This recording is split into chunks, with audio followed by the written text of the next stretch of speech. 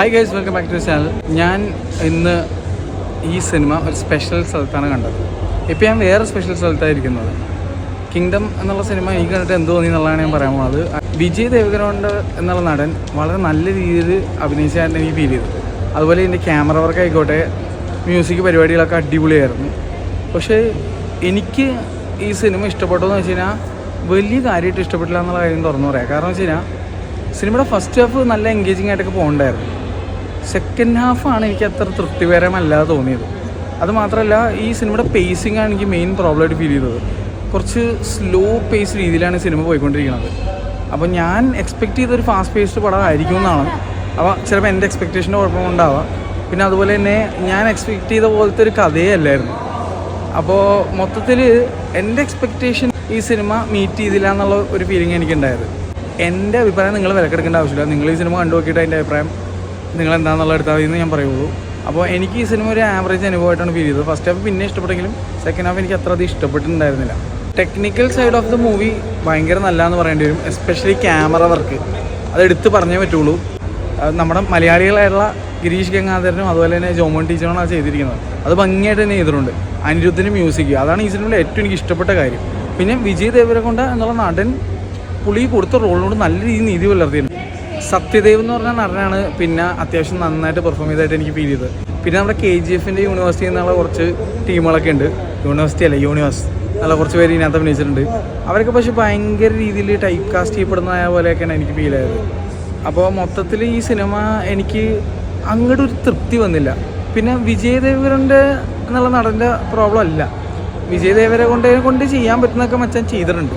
പുള്ളി കുറച്ച് നല്ല രീതിയിൽ തന്നെ ആക്ട് ചെയ്തിട്ടുണ്ടെന്ന് പറയും. പുള്ളിയുടെ ഇതിന് മുന്നേയുള്ള കുറച്ച് ദുരന്ത പടങ്ങളൊക്കെ വെച്ച് നോക്കുമ്പോൾ ഇത് ഫാർ ബെറ്റർ ആയിരുന്നു.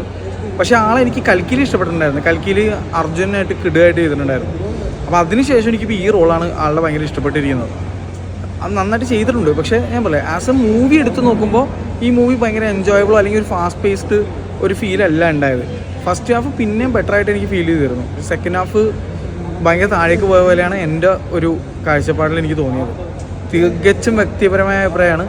എൻ്റെ ഫീലിംഗ് ആവണമെന്നില്ല നിങ്ങളുടെ. അപ്പോൾ നിങ്ങൾ സിനിമ കണ്ടിട്ട് അഭിപ്രായം എടുത്താൽ മതി.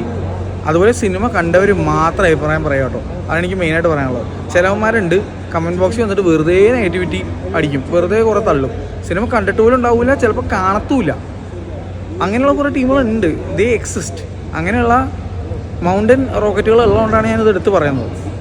എന്തായാലും നിങ്ങൾ സിനിമ കണ്ടിട്ട് മാത്രം എൻ്റെ അഭിപ്രായം പറയാം. സംഭവം ടെക്നിക്കലി സംഭവം അടിപൊളിയൊക്കെയാണ്. പക്ഷേ എന്തോ ഒത്തില്ല എന്നൊക്കെ പറഞ്ഞ പോലത്തെ കുറച്ച് ഒരു ഫീലിംഗ് ഒക്കെ എനിക്കുണ്ടായി. പിന്നെ എവിടെയൊക്കെയോ കണ്ടിട്ടുള്ള കുറേ തെലുങ്ക് പടം എല്ലാം കൂടി ഇങ്ങനെ മാഷപ്പ് ചെയ്ത ഒരു സംഭവം. പിന്നെ ഇതിൻ്റെ ഡയറക്ടർ, ആ ഒറ്റ ഒരാളെ ഓർത്തിട്ടാണ് ഞാൻ ശരിക്കും പറഞ്ഞാൽ ഈ സിനിമയെ ബുക്ക് ചെയ്തത്. കാരണം ഈ സിനിമയുടെ ഡയറക്ടർ ജേഴ്സി എന്നുള്ളൊരു കിടിലം പടത്തിൻ്റെ ഡയറക്ടറാണ്. നാനിയുടെ എനിക്ക് ഭയങ്കര ഇഷ്ടമുള്ളൊരു സിനിമയാണത്. അതിനകത്ത് ഒറ്റ സീൻ മാത്രം മതി. നാനി ഒരു റെയിൽവേ സ്റ്റേഷനിൽ പോയി നിന്നുകൊണ്ടുള്ള ഒരു സീനുണ്ട് മക്കളെ. അത് വെറുതെ വിഷയ സാധനമായിരുന്നു. ഈവൺ അത് മീമായിട്ട് വന്നിട്ടുണ്ട്. റെഫറൻസുകളായിട്ടൊക്കെ ഭയങ്കര സോഷ്യൽ മീഡിയയിൽ വൈറലായ ഒരു സംഭവമാണ്. അത് ജേഴ്സി എന്നുള്ള സിനിമയുടെ വേറെ ലെവലായിരുന്നു. അത് റീമേക്ക് ചെയ്തിട്ടുണ്ടായിരുന്നു ഹിന്ദിയിൽ ഷാഹിദിൻ്റെ. അതൊരു ഡീസൻറ്റ് വാച്ച് മാത്രമായിരുന്നു. പക്ഷേ മൃണാൽ ഠാക്കൂറാണ് അതിനകത്ത് അഭിനയിച്ചിരിക്കുന്നത്. പക്ഷേ ഇതിൻ്റെ original version, Telugu version jersey വെറുതെ കിടിലം പടമായിരുന്നു. എനിക്ക് ഭയങ്കര ഇഷ്ടമുള്ള ഒരു തെലുങ്ക് പടത്തിൽ ഞാൻ ഉൾപ്പെടുത്തുന്ന ഒരു സിനിമയും കൂടിയാണ് ജേഴ്സി. ഞാൻ അത്രയും മനോഹരമായിട്ട് ചെയ്തൊരു പടമാണ്. ആ സിനിമയുടെ ഡയറക്ടറാണ് ഈ സിനിമയുടെ ഡയറക്ടർ. അപ്പോൾ അതൊക്കെ ഓർത്തിട്ടാണ് ഈ സിനിമ ഞാൻ ശരിക്കും പറഞ്ഞു കഴിഞ്ഞാൽ ഞാൻ മുതിർന്നത് കാണാൻ തന്നെ. അതുമാത്രമല്ല, ഞാൻ സെലക്ട് ചെയ്ത വെന്യൂ അത്രയും സ്പെഷ്യലായിട്ടുള്ളൊരു വെന്യൂ ആണ്. ആ ഒരു തെലുങ്കു ക്രൗഡിൻ്റെ കൂടെ ഇരുന്ന് കണ്ട് ആരവത്തിരുന്ന് കാണാൻ വേണ്ടി വന്ന ഞാൻ ഭയങ്കര ഡിസപ്പോയിൻ്റ് ആയി എന്ന് പറഞ്ഞാൽ മതി. അത് തിയേറ്ററിൻ്റെ പ്രോബ്ലം കൊണ്ടല്ല, സിനിമയുടെ പ്രശ്നം കൊണ്ട് അണഞ്ഞു പോയി ക്രൗഡ്. അങ്ങനത്തെ അവസ്ഥയായിരുന്നു. 1-2 കുറച്ച് സീനുകളിൽ സപ്പോർട്ട് കിട്ടിയെങ്കിലും റെട്രോ കണ്ടപ്പോൾ എന്തായിരുന്നു ആ അവസ്ഥയായിരുന്നു. അതായത് ഒരു മരണമാസ തിയേറ്ററിൽ വന്നിരുന്നിട്ട് അണഞ്ഞു പോയ അവസ്ഥ. ആ ഒരു ഫീലിംഗ് ആയിരുന്നു എനിക്ക് ഇതിൻ്റെ ഈ തിയേറ്റർ വാച്ച് എൻ്റെ ഒരു പെർസ്പെക്റ്റീവിൽ നിന്ന് തോന്നിയതും എൻ്റെ അനുഭവം ഞാൻ ഷെയർ ചെയ്യുന്നതും. അപ്പോൾ ഞാൻ ഈ സിനിമയുടെ ആൾക്കാരെയോ അല്ലെങ്കിൽ ഇതിൻ്റെ നടനെ ഒന്നും മോശപ്പെടുത്താൻ വേണ്ടി പറയണമല്ല. എൻ്റെ എക്സ്പീരിയൻസ് ഉണ്ടായിരുന്നു, അത് ഞാൻ തുറന്ന് പറയുന്നതെന്നുള്ളൂ. അപ്പോൾ നാട്ടിൽ കണ്ടാലും ശരി, എവിടെ വന്ന് കണ്ടാലും ശരി, അദ്ദേഹത്തിൻ്റെ നാട്ടിൽ വന്ന് കണ്ടാലും ശരി, അദ്ദേഹത്തിൻ്റെ ഫാൻസിലൂടെ വന്ന് കണ്ടാലും ശരി, സിനിമ നല്ലതാണെങ്കിൽ നല്ലതാണെന്ന് നമുക്ക് പറയാം. ഇത് നമുക്ക് എൻജോയ് ചെയ്യാൻ പറ്റാത്തതുകൊണ്ടാണ് ഞാനിങ്ങനെ പറയുന്നത്, അത്രേ ഉള്ളൂ. പക്ഷേ I wouldn't blame the audience or the theatre. കാരണം ടോപ്പ് നോച്ച് ഓഡിയൻസ് വരുന്ന ഒരു ടോപ്പ് നോച്ച് തിയേറ്ററാണിത് ഈ സ്റ്റേറ്റില്ല. അതും അദ്ദേഹത്തിൻ്റെ സ്വന്തം ഗ്രൗണ്ടിൽ. എന്നിട്ടും ഇങ്ങനെ വന്നതിൽ എനിക്കൊരു സങ്കടമുണ്ട്. എന്തായാലും looking forward to his next one. ഡയറക്ടറിൻ്റെ ആയാലും ശരി, നടൻ്റെ ആയാലും. പക്ഷേ വിജയ് ദേവരകൊണ്ട കാരണമല്ല ഈ സിനിമ എനിക്ക് ഇഷ്ടപ്പെടാതെ പോയത്. കാരണം if there is anything great about the movie it is definitely Vijay's acting. അത് ഞാൻ എടുത്തു പറയുകയാണ്. തെലുങ്ക് നടനാണ്. ഒരു തവണ വില്ലനായിട്ടൊക്കെ അഭിനയിക്കാൻ വന്നിട്ടുണ്ടായിരുന്നു. ആൾ നല്ല ഡീസൻറ്റ് പെർഫോമൻസാണ്. അത് കൂടാതെ ഉള്ളവരൊന്നും വലിയ മുഖപരിചയമില്ല ഒന്നാമത്. രണ്ടാമത് അവരുടെ പെർഫോമൻസ് ഒന്നും എനിക്ക് അത്ര കൺവിൻസിങ് ആയിട്ടോ അല്ലെങ്കിൽ ഓർത്തിരിക്കാൻ മാത്രമുള്ളൊരു സംഭവമായിട്ട് ഫീൽ ചെയ്തില്ല. അപ്പോൾ അതൊക്കെയാണ് എനിക്ക് ഈ സിനിമയിൽ പിന്നിലേക്ക് വലിച്ച കാര്യങ്ങളെന്ന് പറഞ്ഞു കഴിഞ്ഞാൽ. അപ്പോൾ മൊത്തത്തിൽ ഈ സിനിമ എനിക്കൊരു ആവറേജ് അനുഭവമായിട്ട് നിൽക്കുകയാണ്.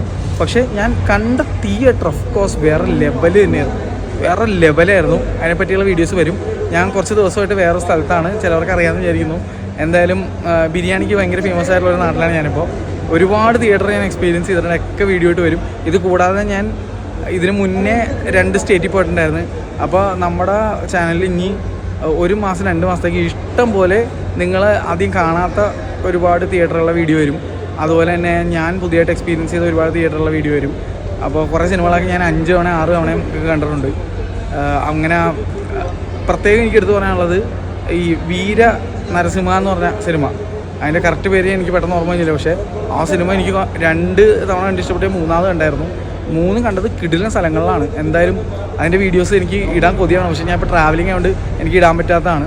ഞാൻ ഇപ്പോൾ ഇരിക്കുന്ന അടുത്തത് ബേസ് ഫീൽ ചെയ്തിട്ടേ ഇതൊക്കെ ഇരുന്ന് കുലുങ്ങണ്. അത്രയും ബേസ് ഫീൽ ചെയ്യുന്നത് അടിപൊളി എഫക്റ്റാണ് ഇവിടെയും എനിക്ക് അറിയാൻ പറ്റിയത്. അപ്പോൾ എന്തായാലും ശരി, നിങ്ങൾക്ക് എല്ലാവർക്കും നല്ലൊരു ദിവസം നേരുന്നു. നിങ്ങൾ വീഡിയോസ് എല്ലാം കാണുക. ഞാൻ വീട്ടിൽ ചെന്നതിന് ശേഷം എഡിറ്റ് ചെയ്ത ഇടുള്ളൂ. ഇതിപ്പോൾ ഞാൻ ഇന്ന് എനിക്കൊരു ടൈം ഗ്യാപ്പ് കിട്ടിയപ്പോൾ ഞാൻ ഇവിടെ ഇരുന്ന് വീഡിയോ എടുത്തുന്നേ ഉള്ളൂ. എന്തായാലും ശരി, എല്ലാവർക്കും നല്ലൊരു ദിവസം നേരുന്നു. Bye bye.